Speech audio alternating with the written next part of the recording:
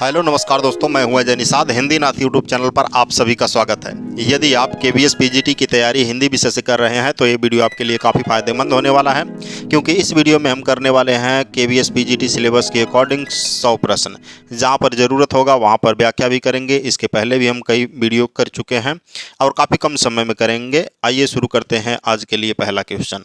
लता मंगेशकर किस क्षेत्र से संबंधित है? तो जितने लोग वीडियो देख रहे हैं सभी को पता है लता मंगेशकर किस क्षेत्र से संबंधित हैं। बता दें, लता मंगेशकर को 2001 में भारत रत्न पुरस्कार मिला था। ये संगीत क्षेत्र से संबंधित है, विकल्प सी सही है।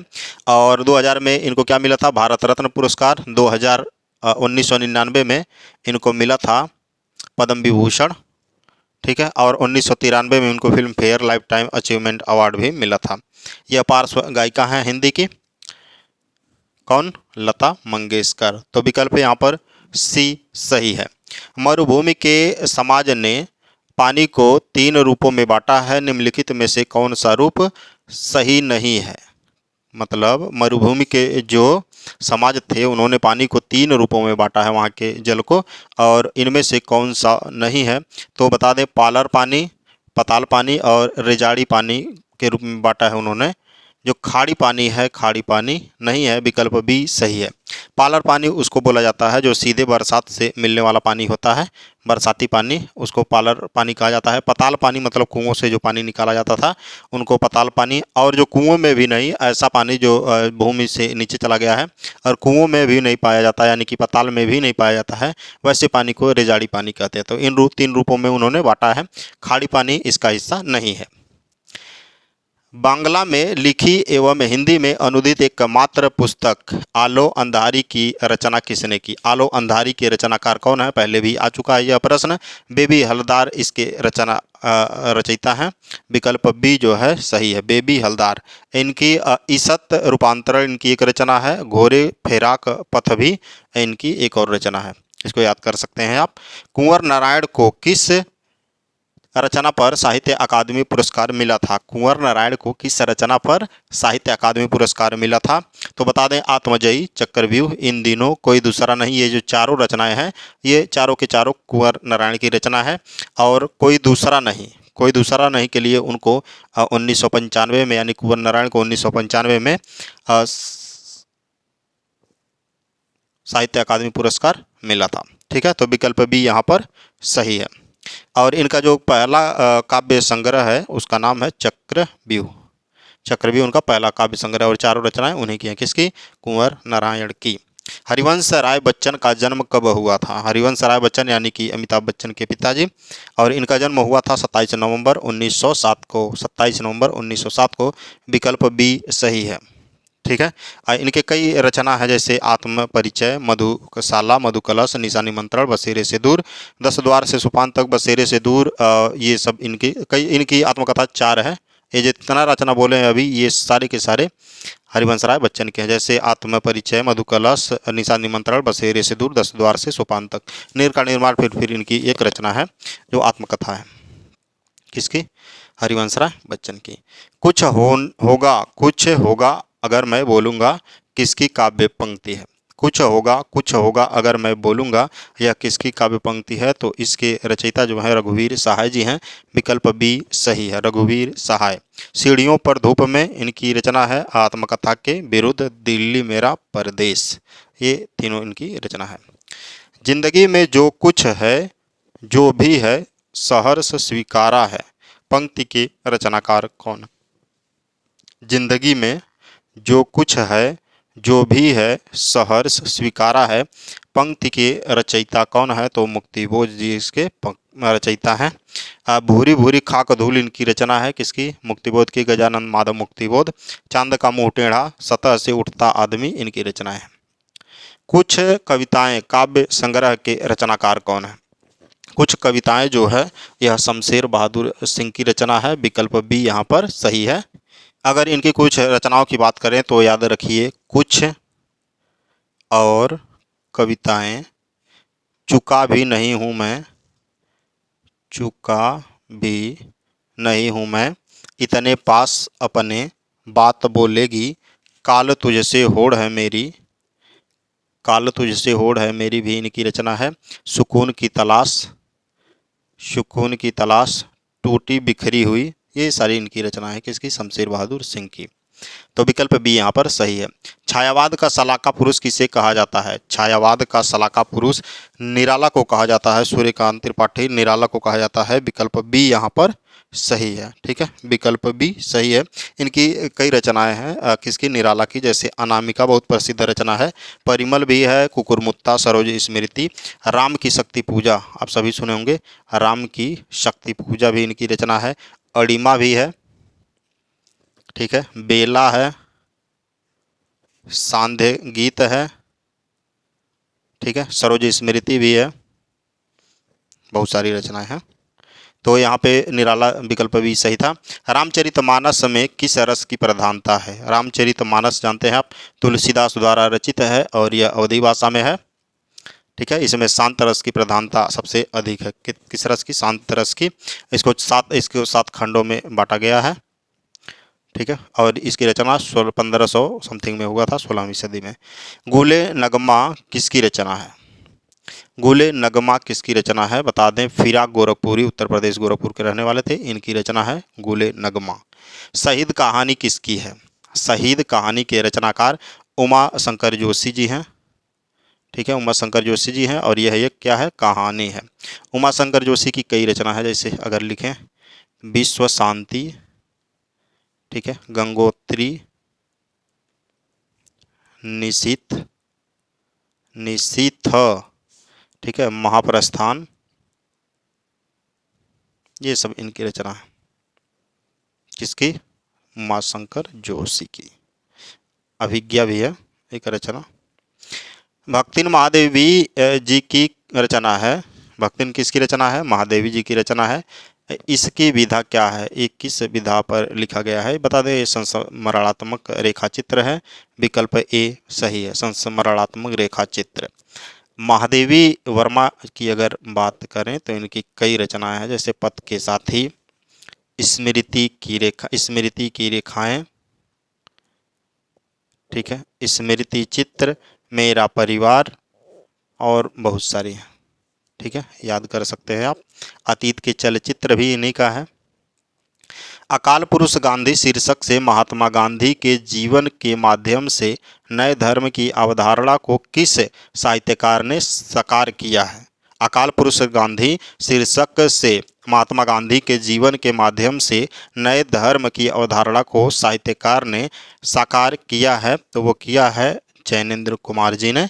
विकल्प डी सही है, जैनेन्द्र कुमार। इनकी रचना है बहुत ही प्रसिद्ध, परख, सुनीता, ठीक है, त्यागपत्र, एक रात, जड़ की बात, काम, प्रेम और परिवार और कई रचनाएं हैं। किसकी? जैनेन्द्र कुमार की। तो विकल्प डी सही है। एक सरस और भाव प्रणव प्रेम कथा है, किस उपन्यास के विषय में कहा गया है? एक सरस और भाव प्रवण प्रेम कथा है, किस उपन्यास में कहा गया है? तो ये कहा गया है गुनाहों का देवता में। ठीक है, गुनाहों का देवता किसकी रचना है? धर्मवीर भारती की रचना है। और सूरज का 7वां घोड़ा भी धर्मवीर भारती की रचना है। आपका बंटी मन्नू भंडारी की रचना है। ठीक है, अभिज्ञान जो है ये नरेंद्र कोहली की रचना है। किसकी रचना है? नरेंद्र कोहली की रचना है। पहलवान की ढोलक कहानी में कौन सा पात्र नहीं है? पहलवान की ढोलक में कौन सा पात्र नहीं है? सबसे पहले तो ये देख लिए पहलवान की ढोलक किसकी रचना है? यह फणीश्वर नाथ रेणु की रचना है। फणीश्वर नाथ रेणु की रचना है। कौन सी? पहलवान की ढोलक। और इसमें लुट्टन सिंह, चांद सिंह, काला खां, ये तीनों हैं, लहना सिंह नहीं है। तो विकल्प डी यहाँ पर सही है, लहना सिंह पहलवान की ढोलक का पात्र नहीं है। यह एक रचना है, कहानी चंद्रदास शर्मा गुलेरी के उसने कहा था का पात्र है। कौन? लहना सिंह। आलोचना की पहली किताब किसकी आलोचना है? आलोचना की पहली किताब किसकी आलोचना है? तो ये है विष्णु खरे की। किसकी? विष्णु खरे की रचना है। विकल्प ए सही है। इनकी एक रचना आप याद करिए, हर शहर में एक बदनाम औरत होती है। विष्णु खरे की रचना है, हर शहर में एक बदनाम औरत होती है। मौत और उसके बाद, ये इनकी रचना है। भारत पाकिस्तान विभाजन पर आधारित कौन सी कहानी है? भारत पाकिस्तान पर विभाजन पर आधारित कौन सी कहानी है इनमें से? तो रजिया, रजिया सज्जाद जहीर द्वारा रचित कहानी नमक है। ठीक है, विकल्प बी यहाँ पर सही है। सरहद के दोनों पार विस्थापित हुए लोगों के बारे में बहुत ही मार्मिक कहानी है नमक। तो विकल्प बी सही है। इसकी रचना नमक के किसने रचनाकार हैं? रजिया सज्जाद जहीर की रचना है ये। ठीक है, विकल्प बी सही है। बाकी दो बैलों की कथा जो है यह मुंशी प्रेमचंद की रचना है। दो बैलों की कथा किसकी रचना है? प्रेमचंद की। ठीक है, और एक ऐसी ही रचना है दो बैलों की आत्मकथा। एक कथा कहेगा तो मुंशी प्रेमचंद, और जब दो बैलों की आत्मकथा कहेगा तो विनोद वलम बलिया है इनके रचनाकार, विनोद वलम बलिया। तो यहाँ पे विकल्प कौन सा सही था? विकल्प बी सही था। भारत पाकिस्तान विभाजन पर आधारित कौन है? नमक है, सज्जाद जहीर द्वारा रचित। शिरीष के फूल निबंध किसका है? शिरीष के फूल निबंध जो है यह हजारी प्रसाद द्विवेदी का है। तो विकल्प सी यहाँ पर सही है, हजारी प्रसाद द्विवेदी। इनके बहुत सारी रचनाएं हैं हजारी प्रसाद द्विवेदी के। अशोक के फूल है, जैसे कल्पलता है, कल्पलता है, मध्यकालीन धर्म साधना है, विचार और वितर्क है, कुटज और आलोक है, कुटज और आलोक है, पुनर्नवा है। बहुत सारी रचना है, इनके बारे में आप जानते हैं। शिरीष के फूल याद करिएगा। सुनकर क्या तुम भला करोगे मेरी आत्मकथा, अभी समय भी नहीं थकी सोई है मेरी मौन व्यथा, यह किसकी पंक्ति है? इस पंक्ति के रचनाकार जयशंकर प्रसाद जी हैं। विकल्प ए सही है। आत्मकथ्य से ली गई है, यह कविता है उनकी, आत्मकथ्य से। बात निबंध किसका है? बात निबंध जो है यह प्रताप नारायण मिश्र का है। विकल्प सी सही है। ठीक है, निबंध नवनीत इनकी एक रचना है, गौ संकट भी है, हठी हम्मीर है, कली कौतुक है, पंचामृत, ये सब इनकी रचना है किसकी? प्रताप नारायण मिश्र की। काठ का सपना किसकी कहानी है? काठ का सपना जो कहानी है ये किसका है? तो गजानंद माधव मुक्तिबोध की कहानी है। क्या? काठ का सपना, गजानंद माधव मुक्तिबोध। साहित्य का सौंदर्य शास्त्र इनकी एक प्रमुख रचना है। भोर का बावरा अहेरी पहले बिछाता है आलोक की लाल लाल कनिया, यह किसकी रचना है? तो इसके रचनाकार अज्ञेय जी हैं। विकल्प ए सही है, अज्ञेय जी हैं, उनकी एक रचना है बावरा अहेरी, उसी से लिया गया है, बावरा अहेरी से लिया गया है। भोर का बावरा अहेरी पहले बिछाता है आलोक की लाल लाल कनिया। छायावाद के बिहत्तरई तथा ब्रह्मा विष्णु महेश निम्नलिखित में से कौन से नहीं है? छायावाद के जो ब्रह्मा विष्णु महेश कहे जाते हैं यानी कि बिहत्तरई, इनमें से कौन से नहीं है? तो जयशंकर प्रसाद ब्रह्मा हैं। ठीक है, सूर्यकांत त्रिपाठी निराला और सुमित्रानंदन पंत जी हैं। महादेवी वर्मा इसमें नहीं है। ठीक है, और छायावाद की लघुत्तरई की बात करें तो महादेवी वर्मा उसमें आएंगी। महादेवी वर्मा होते हैं और राम कुमार वर्मा, भगवती शरण शर्मा, ये वर्मा जी हैं। देखिए, महादेवी वर्मा और राम कुमार वर्मा, भगवती चरण वर्मा, ठीक है, तीनों वर्मा लोग हैं लघुत्तरई में छायावाद के। तो यहाँ पर विकल्प कौन सही था? विकल्प डी वाला सही था, महादेवी जी बिहत्तरई में नहीं आती हैं। प्रेम और श्रृंगार का ऐसा वर्णन जो बिना लज्जा और संकोच के सबके सामने पढ़ा जा सके, गोस्वामी जी का ही है, यह कथन किसका है? प्रेम और श्रृंगार का ऐसा वर्णन जो बिना लज्जा और संकोच के सबके सामने पढ़ा जा सके, गोस्वामी जी का ही है, यह कथन किसका है? तो यह कथन रामचंद्र शुक्ल का है। विकल्प बी सही है, आचार्य रामचंद्र शुक्ल। महादेवी वर्मा के यामा में कौन सी रचना संकलित नहीं है? महादेवी वर्मा की जो यामा है रचना संग्रह है, इसमें कौन सी रचना संग्रहित नहीं है? तो बता दें, निहार, रश्मि और सांध्य गीत है, दीप शिखा इसमें नहीं है। तो विकल्प बी सही है। ठीक है। यामा जो है ये क्या है, कविता संग्रह है यामा, जिसमें निहार, निर्जा, रश्मि और सांध्य गीत ये सब क्या है, संकलित हैं। बाणभट्ट की आत्मकथा की साहित्यिक विधा क्या है? बाणभट्ट की आत्मकथा जो है इसकी साहित्यिक विधा, यह आत्मकथा नहीं है। देखिएगा, बाणभट्ट की आत्मकथा जो है यह आत्मकथा नहीं, यह उपन्यास है, तो कन्फ्यूज मत होइएगा। हजारी प्रसाद द्विवेदी द्वारा रचित है, ठीक है। हजारी प्रसाद द्विवेदी द्वारा रचित एक ऐतिहासिक उपन्यास है। इसके कई पात्र हैं बाणभट्ट की आत्मकथा के, तो ये HPD हम कह दें, हजारी प्रसाद द्विवेदी। बाणभट्ट की आत्मकथा के बाणभट्ट, ठीक, भट्टिनी, निपुणिका, इसके पात्र हैं सब। हजारी प्रसाद द्विवेदी के अनुसार नाखून का बढ़ना किसका प्रतीक है? नाखून का बढ़ना किसका प्रतीक है? तो पाशवी वृत्ति का प्रतीक है। विकल्प बी सही है, पाशवी वृत्ति का प्रतीक है। नाखून का बढ़ना जो रचना है यह हजारी प्रसाद द्विवेदी का है। और रूपक अलंकार के कितने भेद हैं? रूपक अलंकार के भेदों की बात करें तो कुल 3 भेद हैं रूपक अलंकार के। विकल्प सी सही है। उन तीनों भेदों की बात करें अगर हम, तो सांग रूपक, सांग रूपक, निरंग रूपक, ठीक है, सांग रूपक, निरंग रूपक और परम्पति, परंपरित रूपक, ये 3 अलंकार हैं, रूपक अलंकार के भेद हैं। कहती हुई यूं युतरा के नेत्र जल से भर गए, हिम के कणों से पूर्ण मानव हो गए पंकज नए। यह इसमें बताना है कौन सा छंद है, इसमें हरि गीति का छंद है। विकल्प ए सही है। 22 से 26 वर्ड आते हैं इसमें हरि गीति का छंद में। विकल्प ए सही है, वर्णिक छंद है। काव्य हेतु के मुख्यतः कितने भेद माने गए हैं? काव्य हेतु के मुख्यतः कुल कितने भेद माने गए हैं? तो बता दें, कुल 3 भेद माने गए हैं काव्य हेतु के। कितने भेद? 3 भेद। प्रतिभा, व्युत्पत्ति और अभ्यास। प्रतिभा, प्रतिभा, व्युत्पत्ति,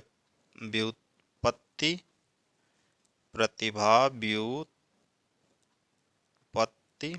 और एक अभ्यास। काव्य हेतु के 3 भेद हैं मुख्यतः।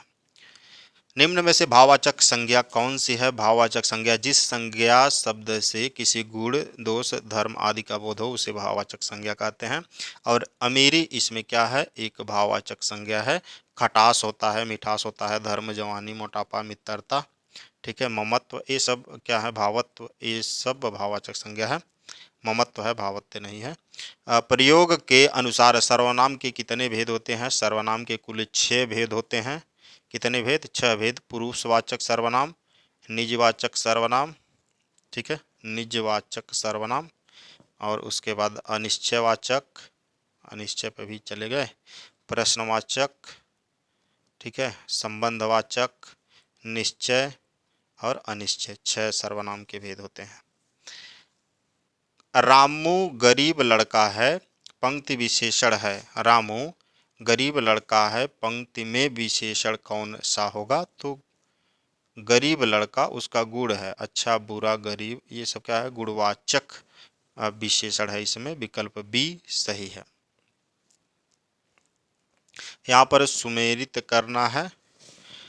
स्थित्यर्थक, पूर्ण अकर्मक क्रिया, इनमें से कौन सा है? मिलान करना है। पूर्ण अकर्मक क्रिया, देखिए अकर्मक क्रिया पूर्ण कौन है? लड़का पुस्तक पढ़ता है, रामू सो रहा है, इसमें कोई काम हो रहा है? नहीं हो रहा है, बिल्कुल अकर्मक क्रिया है।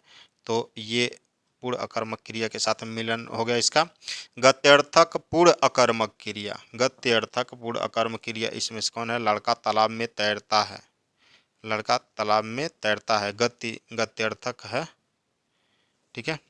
और अकर्मक क्रिया, अकर्मक क्रिया, इनमें से लड़का पुस्तक पढ़ता है, एक कर्मक क्रिया है, एक कर्मक क्रिया। और द्विकर्मक क्रिया, इसमें से माँ बच्चे को फल देती है, माँ बच्चे को फल देती है और बच्चा माँ से फल लेता है, इसमें द्विकर्मक क्रिया हो गया, ठीक है। पुस्तक पढ़ता है, एक कर्मक क्रिया हो गया। गत्यर्थक पूर्ण अकर्मक क्रिया, लड़का तालाब में तैरता है। और स्थित्यर्थक, स्थिर है जो, वह रामू सो रहा है, ठीक है। तो यहाँ पर पहले का दूसरे के साथ मिलान देखिए किस में है? तो 2 में है, दूसरे का चौथे के साथ, पहले का तीसरे का पहले के साथ, विकल्प सी यहाँ पर सही हो जाएगा, विकल्प सी। आगे चलते हैं। राम रोटी नहीं खाता है, तो इसमें से कर्मवाच्य रूप होगा राम से रोटी नहीं खाई जाती, विकल्प ए सही है, राम से रोटी नहीं खाई जाती। निम्न विकल्पों में से उस विकल्प का चयन करें जो उपसर्ग का सही विकल्प नहीं है। निम्न विकल्पों में से उस विकल्प का चयन करें जो उपसर्ग का सही विकल्प नहीं है। तो बता दें, व्यसन में बी है, निडर में नी है, परविधा में पर है, पुष्पित में नहीं है, विकल्प सी जो है यहाँ पर सही है। निम्न विकल्पों में से मतलब पुष्पित में कोई उपसर्ग नहीं है। निम्न विकल्पों में से उस विकल्प का चयन करें जो प्रत्यय का सही विकल्प नहीं है। प्रत्यय जिसमें नहीं लगा है ऐसे शब्द को बताना है। मिठास, मिठास, पठित, चौड़ाई, भरपाई। तो देखिए प्रत्यय का सही विकल्प नहीं है।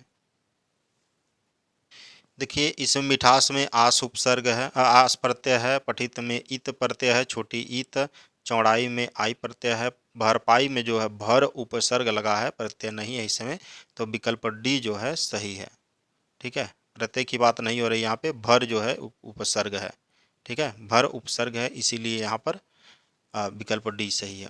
निर्दय में समास है, निर्दय में कौन सा समास है?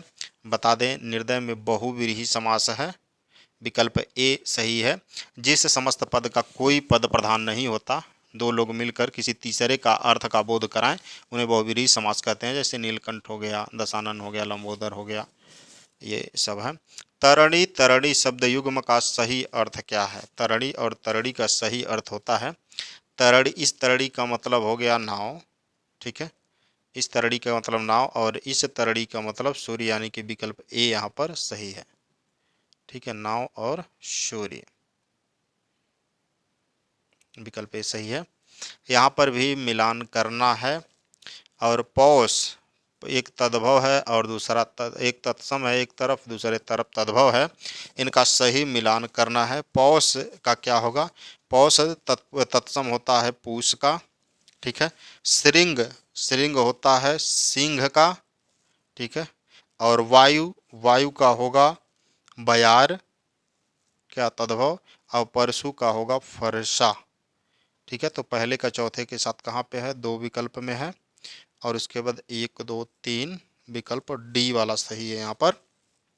निम्नलिखित में से तत्सम शब्द कौन सा है? तत्सम शब्द बताना है, गिरिह, घर, घाड़ा और बेगम, इन चारों में बताना है। तो गिरिह जो है तत्सम शब्द है, विकल्प ए सही है। निम्न में विदेशी शब्द का शब्द कौन सा है? विदेशी का शब्द कौन सा है? पंक्ति, श्रेणी, श्रृंखला। तो कतार जो है यह विदेशी शब्द है, जिसका अर्थ पंक्ति, श्रेणी, पात होता है। तो विकल्प बी यहाँ पर सही है।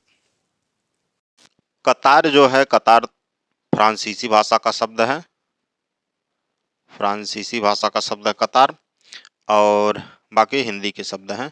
निम्न में संकर शब्द बताना है। संकर शब्द जो दो भाषाओं के योग से बनते हैं, दो भाषाओं के शब्दों के जुड़ने से। जैसे गाड़ी इसमें हिंदी है, और तोप क्या है? तुर्की भाषा का शब्द है।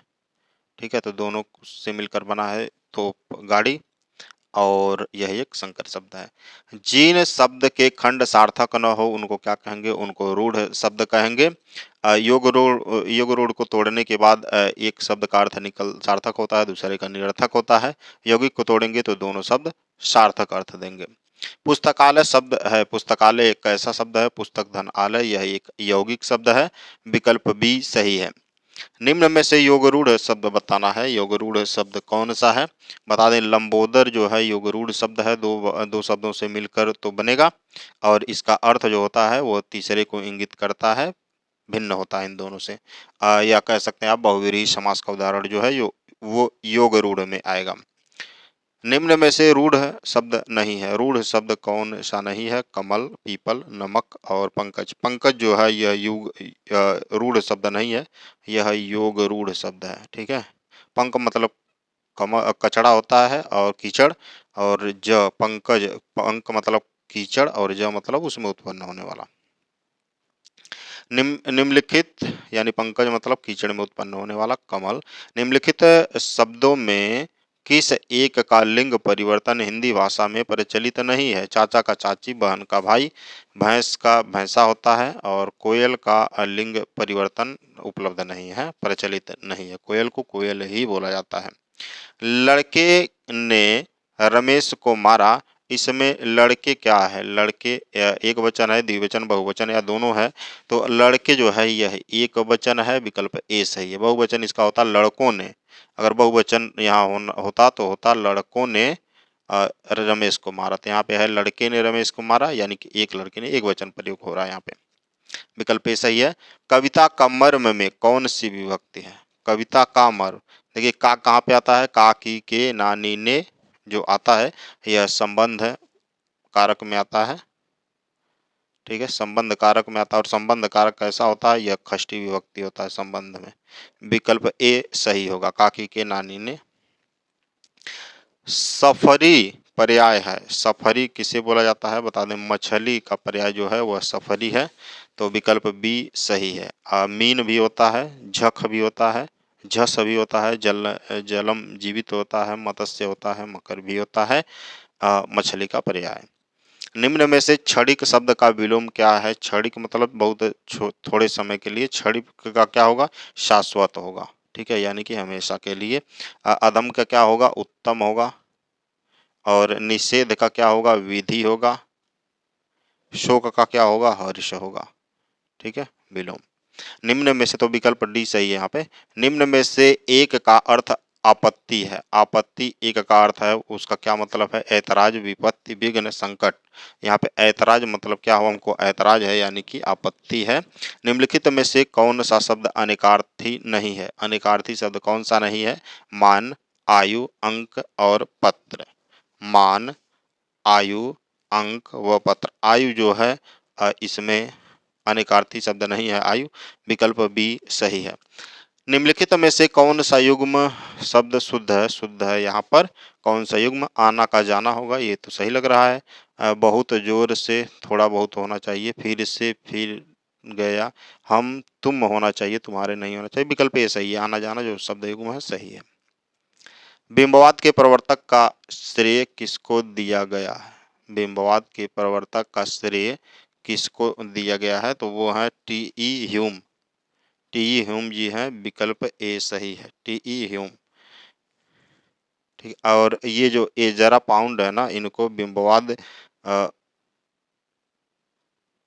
की संज्ञा सर्वप्रथम इन्होंने दी है। बिंबवाद की संज्ञा सर्वप्रथम किसने दी है? नाम किसने दिया है? एजरा पाउंड ने। अप्रवर्तक किसको माना जाता है? टी.ई. ह्यूम को। निम्न में से निष्क्रिय का शब्द क्या है? निष्क्रिय का सक्रिय होगा। निष्क्रिय का क्या होगा? सक्रिय होगा। विकल्प बी सही है।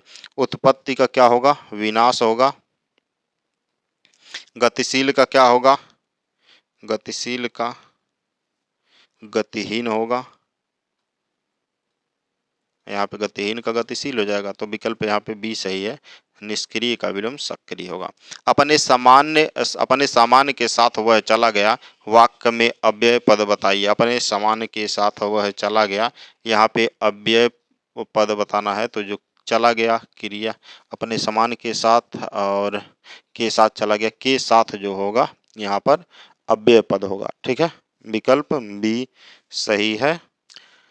प्रेमचंद का जन्म कहाँ हुआ है? प्रेमचंद का जन्म वाराणसी में हुआ था। ठीक है, वाराणसी में। अब देखिए यहाँ पे काशी दिया है, काशी के साथ साथ एक चीज देखिए लम्हा दिया है यहाँ पे। ठीक है, एग्जैक्ट स्थान का नाम दे दिया है। 1880 में इनका जन्म हुआ था, जुलाई में, और वाराणसी में हुआ था। वाराणसी के लम्हा जगह पे। नमक का दारोगा कहानी में किस शहर का नाम आया है? नमक का दारोगा कहानी में जो है कानपुर शहर का नाम आया है। विकल्प सी सही है। 1914 में यह पहली बार प्रकाशित हुआ था। प्रेमचंद की लघु कथा है यह। और कानपुर का इसमें क्या हुआ है? जिक्र हुआ है। मियां नसरुद्दीन के वालिद का क्या नाम था? मियां नसरुद्दीन के वालिद का नाम क्या था, तो बता दें मियाँ बरकत शाही था, विकल्प ए सही है, मियाँ बरकत शाही। यह मियाँ नसरुद्दीन जो है यह रचना कृष्णा सोबती की है और हम हसमद में यह संग्रहित है। ठीक है, तो विकल्प ए सही है। कृष्णा सोबती का जन्म कब हुआ? यह गुजरात में हुआ था, जो इस समय पाकिस्तान में है, 1925 में। गुजरात का पश्चिमी क्षेत्र है, तत्कालिक भारत में हुआ था। विकल्प ए यहाँ पर सही है। अपू के साथ 2.5 साल किस विधा की रचना है? अपू के साथ 2.5 साल जो है यह एक संस्मरण है। क्या है? संस्मरण। और रचना है सत्यजीत राय का। किसका? सत्यजीत राय की रचना है। क्या? अपू के 2.5 साल। पाथेर पंचाली फिल्म में अपू की माँ का क्या नाम था? पाथेर पंचाली फिल्म में अपू का नाम था सर्वजया। विकल्प सी सही है। क्या नाम था? सर्वजया। विदाई संभाषण किसकी रचना है? विदाई संभाषण किसकी रचना है? यह लिया गया है शिव शंभू के चिट्ठे से।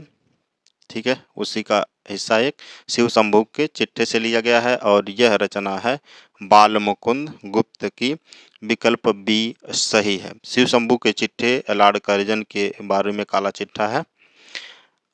बाल मुकुंद गुप्त का जन्म कब हुआ? बाल मुकुंद गुप्त का जन्म हुआ है 1865 में। विकल्प सी सही है। गुड़ियानी गांव है। ठीक है, गुड़ियानी गांव है, जिला रेवाड़ी और राज्य है हरियाणा। ठीक है, 1865 में किसका जन्म? बाल मुकुंद गुप्त का। शेखर जोशी की रचना गलता लोहा। शेखर जोशी की रचना गलता लोहा किस विधा की रचना है? तो यह बता दें कहानी है। विकल्प सी सही है। शेखर जोशी की रचना गलता लोहा जो है यह एक कहानी है। इसमें जातिगत विभाजन और रोजगार की समस्या का जिक्र है। गलता लोहा कहानी में शेखर जोशी की रचना है यह गलता लोहा। कहानी में पंडित जी का क्या नाम है? पंडित जी का नाम मास्टर त्रिलोकी होता है। विकल्प ए सही है। मोहन नाम का एक लड़का होता है जो इनको बहुत पसंद होता है और वो ये उसको मॉनिटर बनाते हैं। रजनी पटकथा की विषय वस्तु क्या है? रजनी पटकथा जो है यह रचना है मन्नू भंडारी का। ठीक है, और यह शिक्षा व्यवस्था में फैला भ्रष्टाचार के लिए लिखा गया है। शिक्षा व्यवस्था में फैला भ्रष्टाचार पे ये लिखा गया है। आंखों देखा झूठ किसका कहानी संग्रह है? आंखों देखा झूठ जो है यह मन्नू भंडारी की का कहानी संग्रह है। विकल्प बी सही है। मन्नू भंडारी की कई रचनाएं हैं, जैसे एक प्लेट सैलाब, एक प्लेट सैलाब, मैं हार गई, मैं हार गई। ठीक है, तीन निगाहों की एक तस्वीर, तीन निगाहों की एक तस्वीर, नायक, खलनायक और विदूषक, ये इनकी रचना है। त्रिशंकु भी है किसकी? मन्नू भंडारी की रचना। ठीक ना, चलते हैं आगे। जामुन का पेड़ किसकी रचना है? कई बार आ चुका। जामुन का पेड़ जो है कृष्णचंद्र की रचना है। ठीक है, कृष्णचंद्र की। कागज की नाव इनकी रचना है कुछ। कागज की नाव।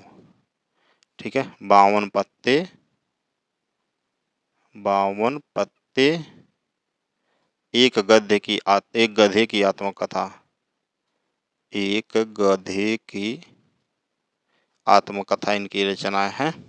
अन्नदाता भी इनकी रचना है। ये सब कहानियां हैं जितने लिखे हैं। कृष्णचंद्र की कृति जामुन का पेड़ में जामुन का पेड़ कहाँ गिरा है?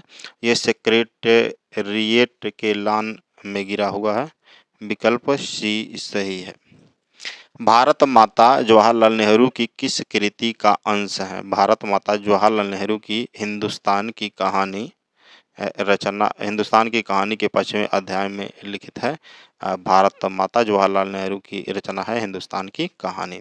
जवाहरलाल नेहरू की रचना है हिंदुस्तान की कहानी, हिंदुस्तान की कहानी का अंग्रेजी में भाषांतरण किसने किया? जवाहरलाल नेहरू की हिंदुस्तान की कहानी का जो अंग्रेजी भाषा में रूपांतर किया है, हरिभाऊ उपाध्याय ने किया है, विकल्प बी सही है। कबीर को वाणी का डिटेक्टर किसने कहा? आचार्य रामचंद्र शुक्ल ने इनकी भाषा को सधुक्कड़ी कहा। कबीर की भाषा को क्या कहा? सधुक्कड़ी। श्याम सुंदर दास ने पंचमेल खिचड़ी कहा और हजारी प्रसाद द्विवेदी ने इन्हें भाषा का डिटेक्टर कहा। विकल्प सी सही है।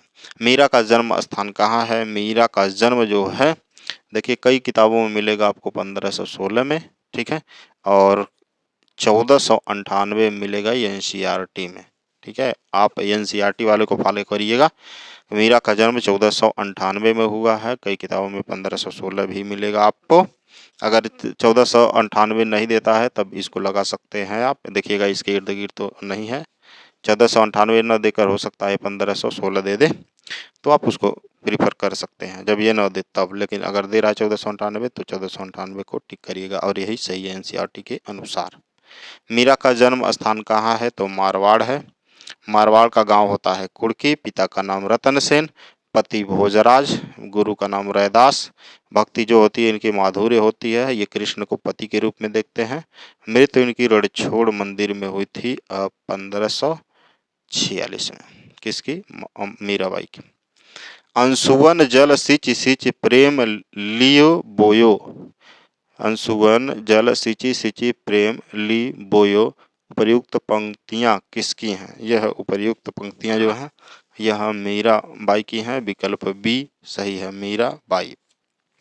मीरा कृष्ण की उपासना किस रूप में करती हैं? मीरा कृष्ण को अपना पति मानती हैं। विकल्प सी सही है, पति के रूप में उनकी उपासना करती हैं। इनका जो भक्ति है माधुर्य भाव है। भवानी प्रसाद मिश्र को किस रचना पर साहित्य अकादमी पुरस्कार प्राप्त हुआ?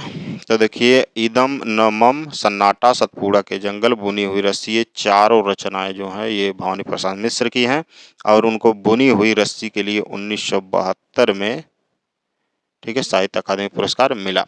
घर की याद, घर की याद कविता में कवि ने कितने भाइयों की बात की है? घर की याद कविता में भाइयों ने कितने लोगों की, कितने भाइयों की जिक्र की है? तो 4 भाइयों की जिक्र की है। कितने भाइयों की? 4 भाइयों की। विकल्प ए सही है। घर की याद जो कविता है यह भवानी प्रसाद मिश्र की है। भवानी प्रसाद मिश्र की बहुत सारी रचनाएं हैं, जैसे गीत फरोश है, चकित है, दुख, गांधी पंचसती भी है और कलजई भी इनकी रचना है। अनाम तुम आते हुए एक रचना है। सानेट लिखने के लिए कौन सा कवि प्रसिद्ध है? सानेट मतलब होता है एक छोटी सी कविता गाया जाता है, तार जैसा वाद्य यंत्र होता है, उस पे गाने के लिए यह त्रिलोचन जी उसके लिए प्रसिद्ध हैं, सानेट लिखने के लिए। विकल्प सी सही है। चंपा काले काले अक्षर नहीं चिन्हती इस कविता संग्रह में संकलित है। चंपा काले काले अक्षर नहीं चिन्हती किस कविता संग्रह में यह संकलित है? तो वह है धरती, ठीक है। विकल्प बी सही है। धरती रचना किसकी है? त्रिलोचन की, ठीक है। गुलाब और बकुले भी त्रिलोचन की रचना है, आराधना भी त्रिलोचन की रचना है और दिगंत भी त्रिलोचन की रचना है, यानी चारों रचनाएं त्रिलोचन की ही है। और धरती है जो, इसमें चंपा काले काले अक्षर नहीं चिन्हती इस कविता की पंक्ति है। दुष्यंत कुमार का जन्म कहाँ हुआ? दुष्यंत कुमार का जन्म हुआ था उत्तर प्रदेश में, उत्तर प्रदेश के बिजनौर में, ठीक है। उत्तर प्रदेश के बिजनौर में हुआ था किसका जन्म? दुष्यंत कुमार का 1931 में। आवाजों के घेरे के रचनाकार कौन है? आवाजों के घेरे जो रचना है यह दुष्यंत कुमार की है। दुष्यंत कुमार की आवाज के घेरे के अलावा सूर्य का स्वागत, साये में धूप, जलते हुए वन का वसंत भी इनकी रचना है। अक्का महादेवी का जन्म कब हुआ? अक्का महादेवी कन्नड़ की यानी कर्नाटक की एक संत है और इनका जन्म 12वीं शताब्दी में हुआ है। विकल्प ए सही है। हे मेरे जूही के फूल किसकी काव्य रचना है? हे मेरे जूही के फूल अक्क महादेवी की रचना है। विकल्प सी सही है। हे मेरे जूही के फूल अक्क महादेवी की रचना है। निम्न में से कौन सी रचना अवतार सिंह पास की नहीं है? नहीं को पहले अंडरलाइन करिएगा। लव कथा लड़ेंगे साथ धरती बीच का रास्ता नहीं होता, तो यहाँ पे धरती अभी पहले भी आया है, यह त्रिलोचन की रचना है। किसकी रचना है? त्रिलोचन की। बाकी लव कथा लड़ेंगे साथ बीच का रास्ता नहीं होता, यह अवतार सिंह पास की कृतियां हैं। आओ मिलकर बचाएं कविता का हिंदी रूपांतरण किसने किया? आओ मिलकर बचाएं, यह पहले तो जान लो कि यह निर्मला पुतुल की रचना है। निर्मला पुतुल की रचना है। आओ मिलकर बचाएं कविता का हिंदी रूपांतरण किया था अशोक सिंह ने। विकल्प सी सही है। अनेक व्यक्तियों की अभिव्यक्ति जिस बात में हो वह समाचार है। अनेक व्यक्तियों की अभिव्यक्ति जिस बात में हो वह समाचार है। समाचार की यह परिभाषा किसकी है? समाचार की यह परिभाषा है विलियम जी ब्लेयर की। अनेक व्यक्तियों की अभिरुचि जिस बात में हो वह समाचार है। समाचार की यह परिभाषा दिया है विलियम जी ब्लेयर ने। विकल्प सी सही है। समाचार के आधुनिक माध्यमों में सबसे पुराना माध्यम कौन सा है? समाचार के आधुनिक माध्यम क्या है? टीवी है, प्रिंट समाचार पत्र है, रेडियो है, ये सब है। तो सर्वमान्य टीवी है। सबसे आधुनिक में सबसे पुराना पूछ रहा है। श्रवण रेडियो हो गया, प्रिंट वाला हो गया सबसे पुराना। विकल्प डी जो है सही है, प्रिंट माध्यम। भारत में प्रथम छापखाना सन 1556 में कहाँ खुला? 1556 में कहाँ पर खुला था? तो बता दें गोवा में खुला था पुर्तगालियों के सहयोग से। विकल्प ए सही है। दृश्यांकित करने से पूर्व कथा को ध्यान में रखकर दृश्यों का जो विवरण तैयार किया जाता है उसे क्या कहते हैं? दृश्यांकित करने से पूर्व कथा को ध्यान में रखकर दृश्यों का जो विवरण तैयार किया जाता है उसे क्या कहते हैं? तो उसे पट्टकथा कहते हैं। विकल्प सी सही है। टीवी चैनलों पर कॉमर्शियल ब्रेक से तात्पर्य बताइए। टीवी चैनलों पर कॉमर्शियल ब्रेक से तात्पर्य है विज्ञापन से। अभी आप वीडियो देख रहे होंगे तो एक बार विज्ञापन एड्स आए होंगे, वही है कॉमर्शियल ब्रेक। वैसे भी हमारा वीडियो देख रहे हैं आप, तो वो आपके लिए रेस्ट होता है जब ऐड आता है। ठीक है, आपके लिए छोटा सा रेस्ट होता है क्योंकि आप बीच में एकदम बिल्कुल मौका नहीं पाते हैं। बीट क्या है? बीट क्या है? तो ये बता दें संवाददाताओं की सूची के अनुसार काम का विभाजन है। संवाददाताओं के रुचि के अनुसार काम का विभाजन को क्या कहा जाता है? बीट कहा जाता है। तो विकल्प ए यहाँ पर सही है। नाटक के प्रत्येक अंक की अवधि कम से कम कितनी है? नाटक के प्रत्येक अंक की अवधि कम से कम कितनी होनी चाहिए? तो बता दें 48 मिनट होनी चाहिए। विकल्प डी सही है। लद्दाख की यात्रा की डायरी, लद्दाख यात्रा की डायरी किसकी है? तो बता दें कर्नल सज्जन सिंह की है। कर्नल सज्जन सिंह की है लद्दाख यात्रा की डायरी। अगर यहीं पे शब्दों में थोड़ा सा डिफरेंट कर दिया जाए, मेरी लद्दाख यात्रा अगर कहा जाए, ठीक है, तो वो हो जाएगा राहुल सांकृत्यायन का क्या? मेरी लद्दाख यात्रा। ठीक है, किसका हो जाएगा? राहुल सांकृत्यायन का तब हो जाएगा। लेकिन यहाँ पे है लद्दाख यात्रा की डायरी, तो कर्नल सज्जन सिंह की यह रचना है। 15 मिनट के रेडियो नाटक में पात्रों की अधिकतम संख्या कितनी होती है? 15 मिनट के रेडियो नाटक में पात्रों की संख्या अधिकतम 5 से 6 होती है। जैसे आप विविध भारती सुने होंगे, विविध भारती, तो उस पर आता है एक हवा महल। ठीक है, हवा महल में आप सुने होंगे इसको। एक छोटा रेडियो नाटक, बहुत मजा आता था बचपन में हम लोग सुनते थे। तो शब्दकोश में सर्वप्रथम आएगा, शब्दकोश में सर्वप्रथम कौन सा आएगा? क्या आप जैसे अंग्रेजी का शब्दकोश निकालना तो बहुत आसान है, जानते हैं। जैसे हमने लिख दिए, यहाँ पे आ गया हिंदी। ठीक है, हिंदी आ गया और एक आ गया बिंदी। ठीक है, मान लो हिंदी और बिंदी आ गया, तो सबसे पहले इसमें कौन आया? बी आ रहा है कि एच आ रहा है, देखा जाता है। तो यहाँ पे बी आ रहा है, तो सबसे पहले इन दोनों में नंबर 1 पे हो जाएगा दूसरा वाला, पहले पे हो जाएगा दूसरे पे हो जाएगा हिंदी। समझ गए ना। उसके बाद देखा जाता है आई आई, दूसरे में आई आई बराबर है, तीसरे में एन एन बराबर है, चौथे में ये बराबर है, सब बराबर है। तो इसी तरह मिलाया जाता है। अंग्रेजी में इजी होता है, लेकिन चूंकि हिंदी में थोड़ा सा ट्रिपिकल होता है, उसको हम आपको बताते हैं। अंग्रेजी में जैसे अ से शुरू करते हैं ना, हिंदी में अंग से शुरू होता है। ठीक है, हिंदी में सबसे पहले आता है अंग, उसके बाद चंद्रबिंदी वाला अंग, ठीक है, उसके बाद आता है अ, ठीक, उसके बाद आता है आ, फिर ई, फिर उ, ई के बाद बड़ी, फिर उ, फिर बड़ा उ, फिर री, फिर ए, ऐ, ओ, औ, ये सब आता है। अब स्क्रीन पे आपको दिख रहा होगा, ठीक है, पूरा इसका कौन किसके पहले आता है, किसके बाद में आता है। और क के बाद जैसे आता है छ, छ, ठीक है।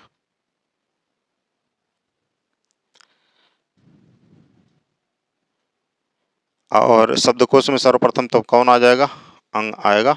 उसके बाद ये विकल्प डी वाला आएगा, उसके बाद अ आएगा, उसके बाद तब क आएगा, ठीक है।